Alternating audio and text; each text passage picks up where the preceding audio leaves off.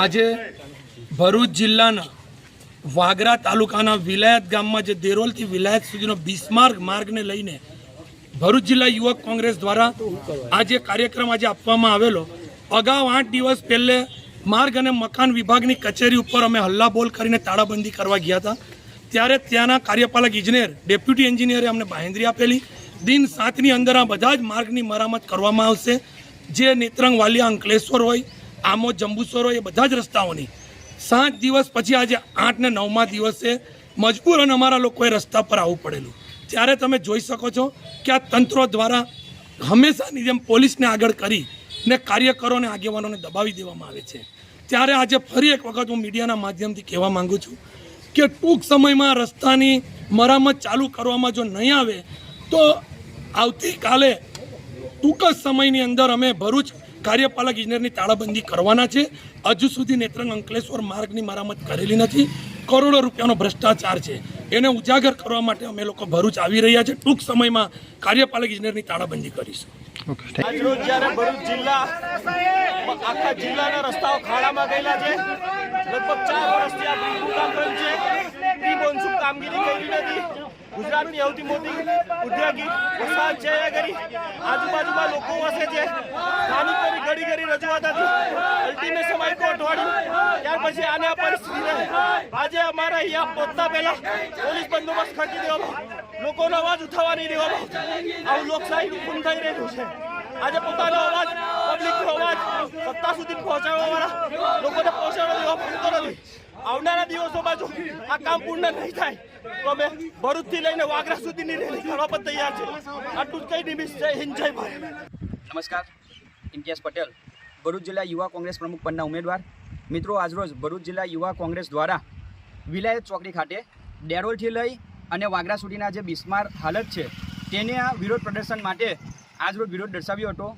જો કે એ બાબતથી હું તેમનો આભાર વ્યક્ત કરું છું કે ભરૂચ જિલ્લા કોંગ્રેસ હવે સભાન અવસ્થામાં આવી છે અને પ્રજાને પડતી જે હાલાકી છે તેના માટે થોડાક અંશે તેમના દ્વારા પ્રયાસ કરવામાં આવી રહ્યો છે. પરંતુ એ બાબતે મીડિયા મિત્રો દ્વારા હું માહિતગાર પ્રજાને કરવા માગીશ કે 2022 અને 7મા મહિનામાં અમારા દ્વારા જ્યારે આ રોડની અત્યંત બિસ્માર હાલત હતી, 14 વર્ષથી આ રોડનું રિનોવેશન ના થયું હતું, તે સમયે કાયદાકીય લડત લડી અને જો જરૂરિયાત પડીએ જે તે સમયે રોડ ઉપર ઉતરીને ભૂખ હડતાલ જેવા પ્રયાસો અમારા દ્વારા કરવામાં આવ્યા હતા. ત્યારબાદ જરૂરી જણાયું તો ઉચ્ચ કક્ષાના અધિકારીઓ સુધી કાયદાકીય લડત લડવા માટે અમારા દ્વારા પ્રયાસો કર્યા છે. તે સમયે આ યુવા કોંગ્રેસ ક્યાં હતું? તે સમયે પણ અમારા દ્વારા આ કોંગ્રેસ અને અન્ય રાજકીય પક્ષને આમંત્રણ આપવામાં આવ્યું હતું. તેમ છતાં તે સમયે તેવા આગેવાનોની ઝાંખી તમે સોશિયલ મીડિયા અને મીડિયાના મિત્રોએ મારા સાથે નિહાળેલી છે.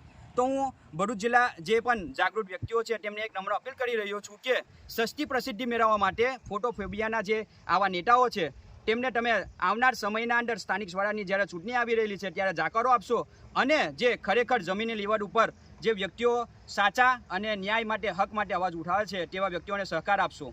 હું એટલું જ કહેવા માગીશ ટૂંકના અંદર કે જે તે સમયે તમને જો જરૂરિયાત જણાય છે, જ્યારે આ રોડની કામગીરી સંપૂર્ણપણે થઈ ગયેલી છે, 2 દિવસ પહેલાં હું જ્યારે પ્રજાને આહવાન કરું છું કે આ રોડની કામગીરી આવનાર 15-20 દિવસમાં આરસીસી રોડ તરીકે શરૂ થઈ જશે, તો પછી 2 દિવસ પછી ભરૂચ જિલ્લા યુવા કોંગ્રેસ પ્રમુખ પદ અને અન્ય એમના સાથી મિત્રો કયા કારણોસર આ બાબતનો વિરોધ દર્શાવી રહ્યા છે એ સમજાતું નથી.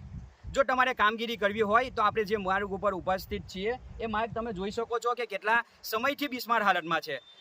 વિલાયત જીઆઈડીસીના અંદર જે ઔદ્યોગિક નગરી છે તેના અંદર જે રોજગારી માટે આવતા વ્યક્તિઓ છે તેમને અનેક પ્રકારની ત્યાં સમસ્યાઓ છે, તેમના માટે તમે પ્રયાસ કરો.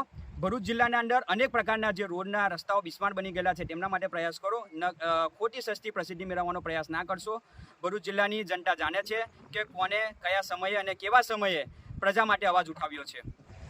અત્રે મુખ્યત્વે બાબત એ નોંધ લેવી જોઈએ મીડિયા મિત્રોએ અને પ્રજાએ પણ કે જ્યારે આ વિરોધ પ્રદર્શન થઈ રહ્યું છે ત્યારે વિરોધ પ્રદર્શનના અંદર આ જે વિલાયત જીઆઈડીસી નજીકમાં આવેલી છે તેના સાથે સંપર્કમાં રહી અને રાજ્ય લેવલ સુધી અમારા દ્વારા એક અપડેટ અને એક રિક્વેસ્ટ અને વિનંતી પત્ર કરવામાં આવ્યો હતો કે જો આપના દ્વારા આ રોડની પ્રજાને જે પડતી હાલાકી છે તેને દૂર કરવા માટે આરસીસી રોડ કરી આપવામાં આવે તો ઘણી મહેરબાની રહેશે.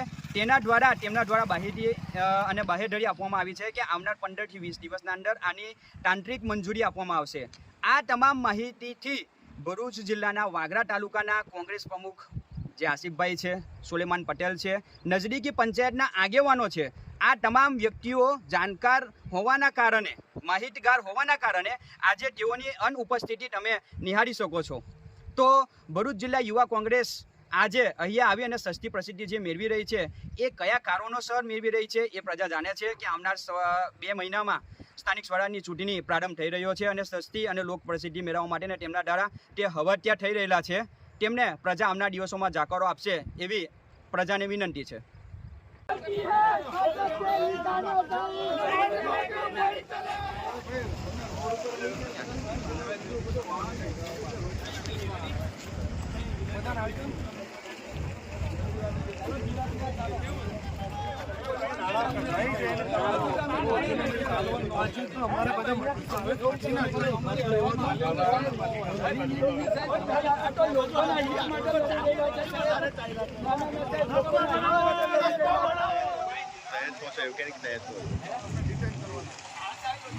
Saya